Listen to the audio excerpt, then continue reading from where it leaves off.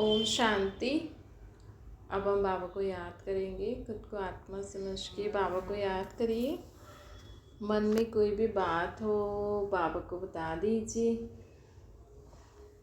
आत्मा अपने पिता को सब मन की बातें बता रही है।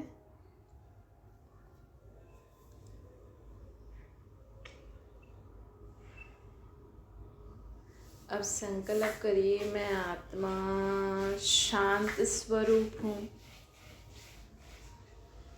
मैं आत्मा प्रेम स्वरूप हूँ। मैं आत्मा आनंद स्वरूप हूँ।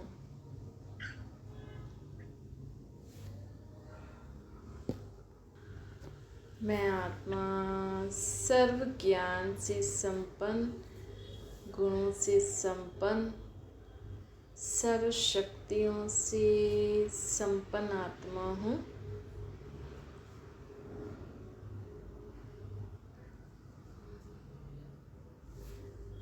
ओम शांति। आज मीठे मीठे शिव बाबा कहते हैं, मीठे मीठे बच्चे। बाबा हमें कहते हैं कि हमें जीवन में ऑल राउंडर रहना है। ऑल राउंडर भी रहो, मतलब सब काम आना चाहिए करने के लिए, और एवर रेडी भी रहना है। मतलब कभी भी हमें कुछ भी करने का चांस मिले तो हम रेडी रहें। ऐसे नहीं मैं नहीं करूँगी, अभी नहीं करना है, बाद में करूँगी। नहीं, जिस समय जो ज़रूरत है काम की वही करेंगे ना, है ना। तो जिस समय ज़रूरत है, अब जिस समय इंसान को प्यास लग रही है उस समय ही तो पानी भर के पिएगा ना वो इंसान। या अगर किसी और से बोलेंगे तो वो इंसान भी उनको उस समय ही पानी देंगे ना। तो बाबा आज हमें कहते हैं कि देखो, जिस समय इंसान को ज़रूरत होती है उस समय ही तो पानी पिएगा ना इंसान। तो ऐसे ही हमारे जीवन में भी जिस समय जो काम की ज़रूरत हो, ऐसा नहीं कि नहीं ये काम मेरा नहीं है। हाँ, अगर आपके घर में कपड़े धोने वाली नहीं आई तो आप क्या बोलोगे? नहीं, कपड़े धोने वाली नहीं आई, ये मेरा काम थोड़ी है कपड़े धोने का, वो आएगी तब धोएगी। या सोचो, अरे कपड़े धोने वाली नहीं आई, अब क्या करूं? तो आपके घर में अगर बर्तन वाली आती हो, पोछे वाली आती हो, तो आप उनको बोलो आज कपड़े भी धो दो, तुम्हें पैसे दे देंगे, है ना। ऐसे बोलोगे कि चलो ठीक है, अच्छा है, आज एक दिन छुट्टी करी, आज मैं अच्छे से कपड़े धोऊंगी। अच्छा है, आज झाड़ू पोछे वाली नहीं है ये, आज मैं अच्छे से घर का झाड़ू पोछा लगाऊंगी, है ना। उस दिन झाड़ू पोछे वाली नहीं आई तो ठीक है, कुछ हल्का फुल्का बना लिया, है ना। और आज घर के अच्छे से झाड़ू निकाल के अच्छे से पोछा लगाओ, है ना। झाड़ू पोछे वाली तो क्या करेगी, एक बाल्टी से सारा घर का पोछा लगा देगी, एक पोछा, है ना।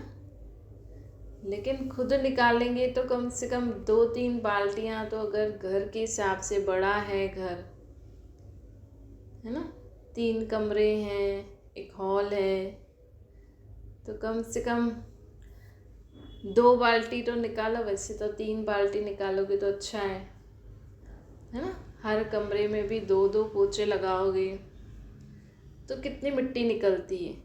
आज एक कमरा भी अगर आप अच्छे से पोछो ना, अच्छे से सरफ वरफ डाल के अच्छे से, तो एक बाल्टी में ही बहुत कचरा निकल जाता है। अगर उस कमरे में हलचल ज़्यादा है, अगर कोई जाता नहीं है तो कचरा नहीं होता है, लेकिन सब अपने अपने घर में कमरे में ही रहते हैं तो जाएंगे तो सही।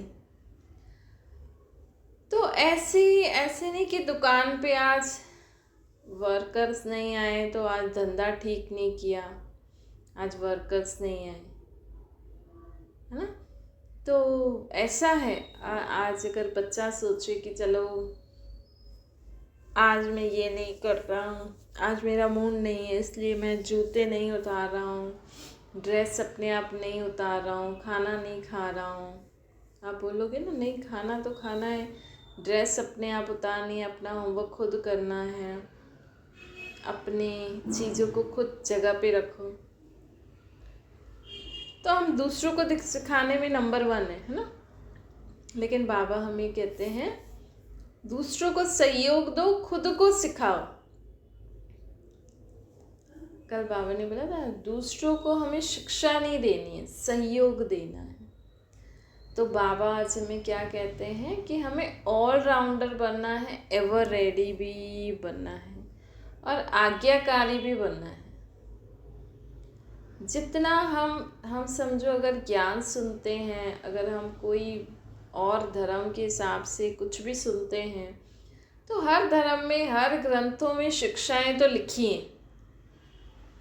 अगर आप सोचते हो, दुनिया वाले सोचते ये ग्रंथ शास्त्र भगवान ने लिखे हैं, है ना, ये भगवान की बातें बता रहे हैं, भगवान ऐसा ऐसा बोलते हैं, तो आप सोचो भगवान ऐसा बोल रहे हैं तो हम कितना वो कर रहे हैं, है ना, हम कितना वो कर रहे हैं, हम कितना उसको कर्मों में ला रहे हैं।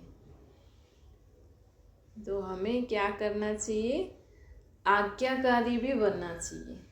आप बाबा का ज्ञान सुनते हो, डायरेक्ट परमात्मा का ज्ञान सुनते हो, या फिर कोई ग्रंथ शास्त्र और भी अगर आप सुनते हो, तो उनमें क्या शिक्षाएं हैं ना। अगर आप सोचते हो वो ग्रंथ शास्त्र भगवान ने लिखे हैं, वो भगवान की ही आज्ञा हैं, तो उनको कर्मों में लाना चाहिए ना। आज अगर घर में माँ बाप बच्चों को बोलते हैं ऐसे नहीं करो, ऐसे नहीं करो, अगर वो नहीं मानते हैं तो माँ बाप को अच्छा नहीं लगता है ना। माँ बाप कहता है ना कि आप हमारी आज्ञा नहीं मानते हो, आप हमारा कहना नहीं मानते हो। तो ऐसे ही सोचो, भगवान हमें कह रहे हैं और हम नहीं माने तो ठीक रहेगा, है ना, ठीक नहीं रहेगा ना। इसीलिए हमें ऑलराउंडर भी बनना है, एवर रेडी भी रहना है और आज्ञाकारी भी बनना है। दूसरा, बाबा आज हमें कहते हैं कि हमें अपने जीवन में सदा याद रखना है कि अब स्वर्ग आने वाला है। अब ये नर्क खत्म हो, अब स्वर्ग आने वाला है, अब सत्युग आने वाला है। और ये हमारा कलयुग में लास्ट जन्म है। हम जो बाबा के बच्चे हैं, हम तो संगम पे हैं ना, मतलब कलयुग में भी नहीं है हम, सत्युग में भी नहीं है, हम बीच में हैं। कलयुग के रीति रस्मों को भूल के अब हमें बाबा सत्युग की रीति रस्म, सत्युग में कैसे सब होगा वो सिखा रहे हैं, है ना। लेकिन अगर जो लोग अभी तक कलयुग में हैं, जो लोग अभी तक भगवान का ज्ञान नहीं सुनते, बाबा का स्वर्ग में जाने के लिए तैयारी नहीं कर रहे, तो उनका भी तो कलयुग में लास्ट जन्म है ना। तो हमारा अब इस दुनिया में अंतिमा जन्म है, फिर नया चक्कर शुरू होगा सत्युग का, सत्युग से शुरू होगा नया चक्कर। उस सत्य की दुनिया में अब हमें जाना है, तो उस सत्य की दुनिया में हमारा जीवन कैसे होगा। जैसे कई लोग डॉक्टरी की तैयारी करते हैं तो सोचते हैं ना, अब तो मैं डॉक्टर बनूंगा, लेकिन वो डॉक्टर बनेगा लेकिन उसको कितना कुछ छोड़ना पड़ेगा। आज देखो, आज अगर बच्चा है, थोड़ा ही बड़ा होता है, फिर पढ़ाई लिखाई, एक बार 10th 12th में आ गया, उसके बाद तो जैसे बच्चा पराया हो जाता है ना। अगर वो बच्चा धंधे में भी लगे तो भी तो उसका दिमाग अब अलग डायरेक्शन में चलेगा ना। अब वो जैसे बचपन में जैसे माँ बाप के साथ रहता था, अब तो वो नहीं रहेगा वैसे, चाहे लड़की है चाहे लड़का है। और अगर एक बार बाहर चला गया तो बस हो गया बचपन सब पूरा। फिर शादी के बाद वो लड़का आपसे पूछे ना पूछे, लड़की आपसे पूछे ना पूछे, नहीं पूछे या अपने ही जीवन में बिजी हो जाते हैं ना, फिर थोड़ी है। तो सिर्फ आपको बच्चों को कितने साल संभालना होता है ना, ज़्यादा से ज़्यादा 18-20 साल तक।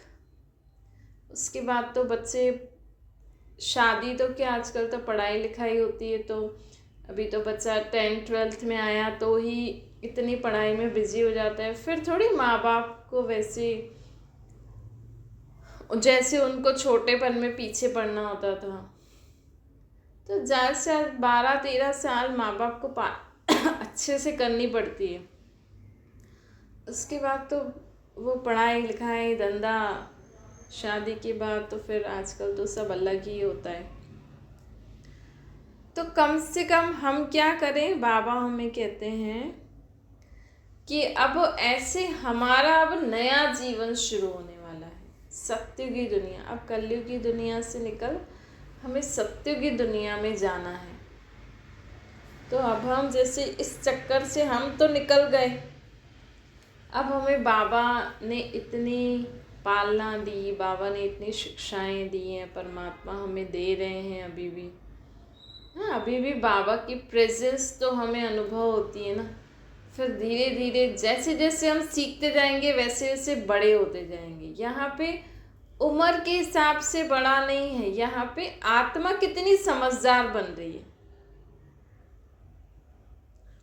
समझो कोई आत्मा अभी अभी उसने ज्ञान लिया, और अगर उसकी बुद्धि अच्छी है और उसने ज्ञान को अच्छे से समझ के वो जीवन में आगे बढ़ रही है, बहुत जल्दी जल्दी धारणा करती जा रही है, तो वो आत्मा जैसे जल्दी जल्दी अनुभवी बनती जाती है, जल्दी जल्दी बड़ी बनती जाती है।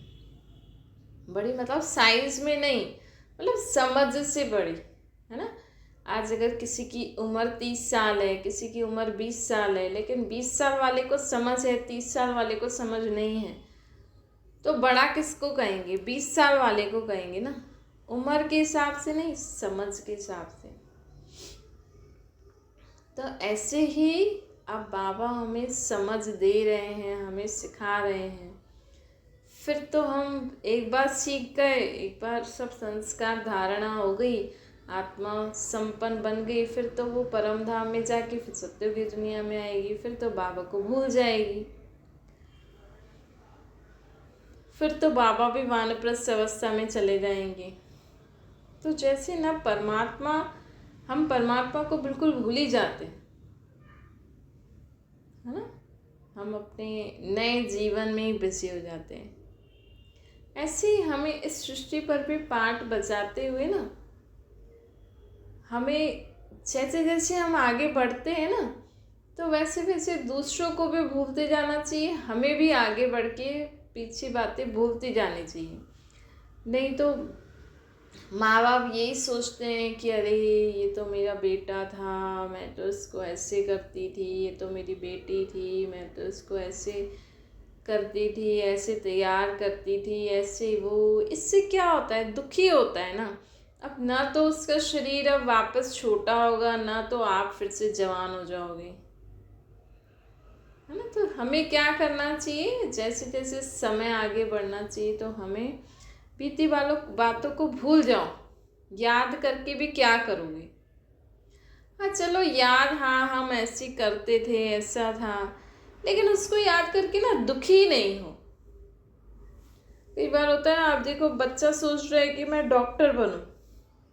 अब डॉक्टर बनेगा तो उसको डॉक्टरी की पढ़ाई शुरू कर दी अगर उसने, फिर तो 11th से ही डॉक्टरी की पढ़ाई शुरू कर देगा, है ना। फिर तो उसको माँ बाप भाई बहन घर जो भी है इन सब से धीरे धीरे उसका ध्यान हटता जाएगा। भले ही वो घर में भी है, लेकिन वो उस रीति से अब माँ बाप से थोड़ी मिलेगा। अब उसके दिमाग में होगा बस मुझे पढ़ाई पढ़ाई करनी है, डॉक्टरी डॉक्टरी करनी है। फिर तो जैसे गया अपने उसमें पढ़ाई में, कैरियर में चला गया। मतलब ये आत्मा का देखो, आत्मा होती ना, अब अगर उसके माँ बाप अभी तक सोच रहे हैं कि हाँ मेरा बेटा छोटा था, ऐसा करता था, ये वो, अब वो तो अपनी समझ से आगे निकल गया, है ना। तो हमें भी जल्दी जल्दी, जैसे अब हमें समय मिल गया, जैसे अब माँ बाप को समय मिल गया, चलो बेटा भी अपने कैरियर में घुस गया, अब हम फ्री हो गए, है ना। अब हमें अभी अपना दिमाग कहीं और लगाना चाहिए, किसी अच्छे काम में। तो ऐसे ही दुनिया में भी है ना, समय बीतता जाता है।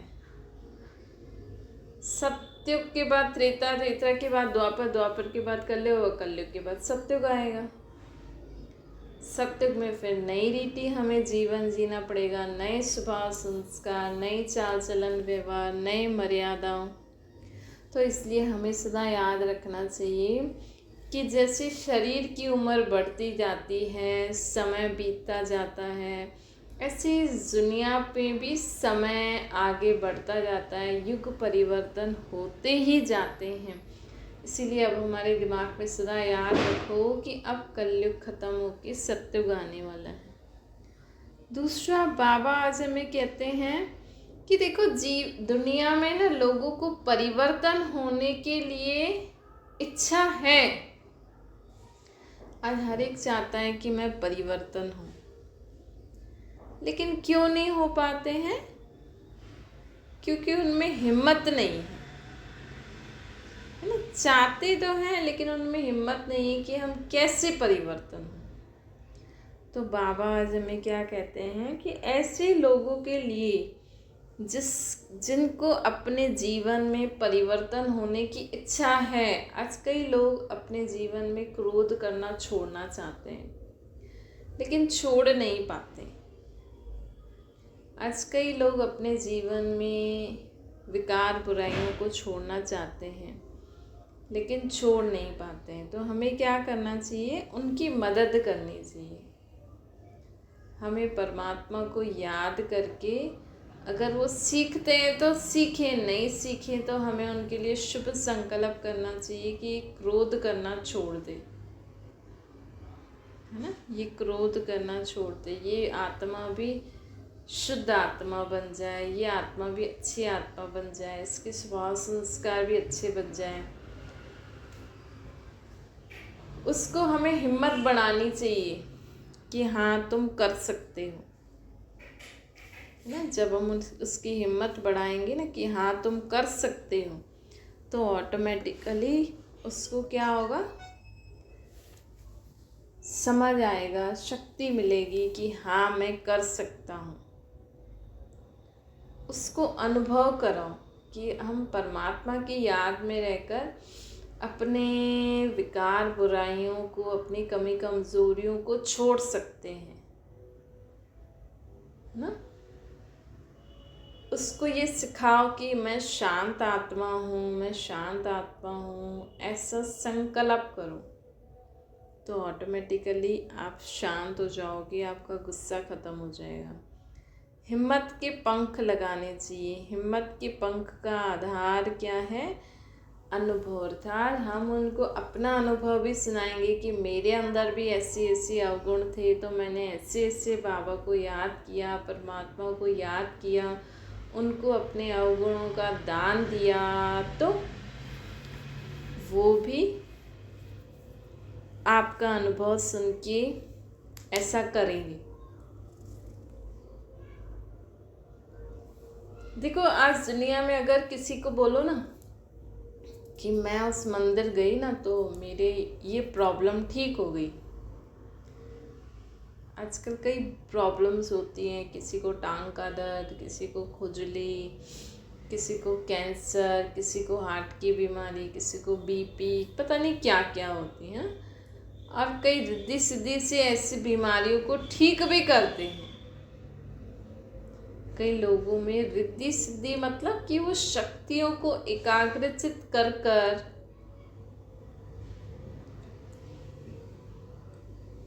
उस शक्ति से आपके शरीर में जो बीमारी है ना उसको ठीक कर सकते हैं। क्या होता है कि हमारे शरीर में जो बीमारी है, समझो अगर हमें कैंसर हो गया है, तो हमें कैंसर क्यों हुआ? क्योंकि मुझे आत्मा का पिछले जन्मों का हिसाब किताब था, है ना। मुझे आत्मा का पिछले जन्मों का हिसाब किताब था, इसलिए मुझे कैंसर हो गया। तो कैंसर की बीमारी होगी तो मुझे आत्मा को क्या करना पड़ेगा? वो जो बीमारी में जो दर्द होता है, जो भोगनी पड़ती है वो मैं शरीर के दर्द से भोगूंगी, है ना। और कई रिद्धि सिद्धि वाले क्या करते हैं कि उनके पास शक्ति रहकर वो आपके अंदर जो कैंसर जिस भी कारण हो रहा है, या तो हमारी आत्मा में जो हिसाब किताब है उसको ख़त्म कर देंगे। भगवान जिस भी देवी देवता का नाम लेके, हाँ भाई इनको ख़त्म कर दो, या आपके शरीर में जो भी कीड़ा है, जो भी किस कारण भी आपके शरीर में कैंसर का फैलाव हो रहा है, उसको ख़त्म कर देंगे। तो बाबा आज हमें कहते हैं कि हमें अपने जीवन में सदा याद रखना चाहिए कि हमारी आत्मा हमारी आत्मा में जन्म जन्मांतर के पापों का बोझा है, जिस कारण हम अपने जीवन में कई बार हमें तकलीफ़ होती है, बीमारी होती है, कुछ न कुछ होता ही रहता है। लेकिन अगर हम परमात्मा को याद करते रहेंगे तो हमारी परमात्मा की शक्ति से हमारा जिसके भी साथ हिसाब किताब होगा वो ख़त्म हो जाएगा, तो वो बीमारी भी ख़त्म हो जाएगी, है ना। तो ऐसे ऐसे करके हमें अपने जीवन में हमने परमात्मा को याद करके क्या अनुभव पाया है अभी तक, हमें जीवन में कभी परमात्मा की, बाबा की मदद आपको अनुभव हुई है ना। अगर आपको लगता है कि हाँ ये ज्ञान सुनने से, बाबा को निराकार रूप में याद करने से मुझे आत्मा में शक्ति आई है, मेरे अंदर परिवर्तन आया है, तो यही अनुभव हमें दूसरों को भी सुनाना चाहिए। जैसे कई लोग बोलते ना, हम वहाँ गए तो मेरी ये बीमारी ठीक हो गई। पहले तो उनको पता नहीं था, लेकिन किसी ने बताया तो वो बहुत श्रद्धा से, बहुत भावना से गए कि जो भी है बस हमें एक बार ये अपनी बीमारी को ख़त्म करा देना चाहिए। तो बाबा में कहते तो वो लोग आ भी जाते हैं, चले भी जाते हैं भावनावश।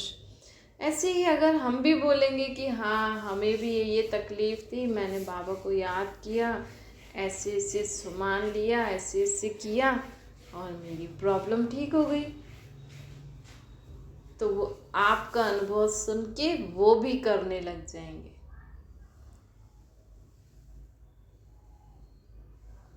या मेरे में बहुत गुस्सा था तो मैंने बाबा को याद किया, ऐसे ऐसे मेडिटेशन किया। मेडिटेशन मतलब क्या होता है? मिलन। मेडिटेशन मतलब क्या होता है? जोड़। योग मतलब जोड़ना। अगर हम इस समय किसी फ्रूट को याद कर रहे हैं तो जैसे तो हमारी बुद्धि उससे जुड़ी हुई है ना। तो ऐसे अगर कई लोग सोचते हैं कि हम इनके द्वारा मेडिटेशन सीखते हैं, हम इनके द्वारा, पर क्या होता है? मेडिटेशन मतलब कनेक्शन, जोड़। तो हमारी बुद्धि परमात्मा से नहीं जुड़ती। अगर कोई देहधारी हमें मेडिटेशन सिखाता है ना, अपने नाम का लॉकेट दे देता है, तो हमारी बुद्धि उनके साथ जुड़ जाती है। और जबकि इस दुनिया में तो जो भी मनुष्य आत्माएं हैं उनसे कोई ना कोई पाप तो होता ही रहता है सारा दिन। तभी तो इस दुनिया को पापात्मा कहा जाता है। तो इसीलिए बाबा हमें कहते हैं कि आपको मेडिटेशन सिर्फ परमात्मा से ही सीखना चाहिए। आप बोलोगे कि आप भी तो इंसान हो, मतलब हम लोग जो बाबा का मेडिटेशन सिखाते हैं हम भी तो इंसान हैं। लेकिन बाबा हमें कहते हैं कि सदा मेडिटेशन सिखाते हुए भी परमात्मा को याद करो और उनकी आत्मा को शक्ति दो। तो ऐसा हमें परमात्मा मेडिटेशन सिखाते हैं ना। तो हमें भी क्या करना चाहिए, हमें किसी इंसानों से हम कनेक्शन क्यों जोड़े। इतना समय तो आपने इंसानों से कनेक्शन जोड़ा, सब देहदारी इंसान ही तो होते हैं। तो मेडिटेशन मतलब कनेक्शन, तो अब हमारा कनेक्शन एक परमात्मा के साथ होना चाहिए। अब हमारा कनेक्शन एक परमात्मा के साथ होना चाहिए, इसलिए हमें मेडिटेशन भी यही सीखना है, ताकि हमारा डायरेक्ट कनेक्शन परमात्मा से होता रहे। अच्छा, मीठे मीठे सिक्के लेते बच्चों प्रति माता पिता बाप दादा का याद प्यार और गुड मॉर्निंग। रूहानी बाप की हम सभी रूहानी बच्चों को नमस्ते। हमारे भी रूहानी माता पिता बाप दादा को याद प्यार गुड मॉर्निंग और नमस्ते।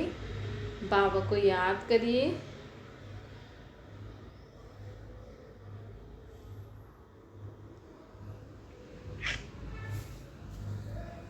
ओम शांति।